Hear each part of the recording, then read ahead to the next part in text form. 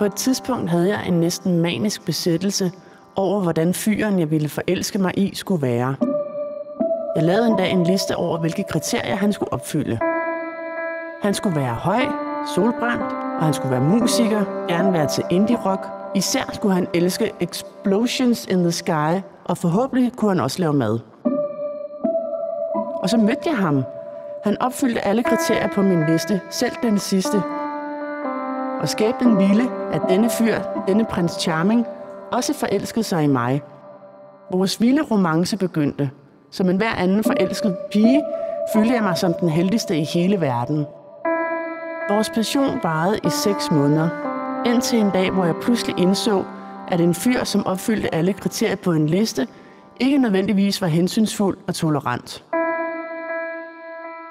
Måske forstod han mig slet ikke.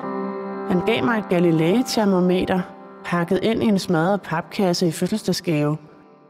What the fuck? Siden hvornår har det været en fed gave at få for en 20-årig pige? Så slog vi op. Jeg har ikke lavet en liste siden.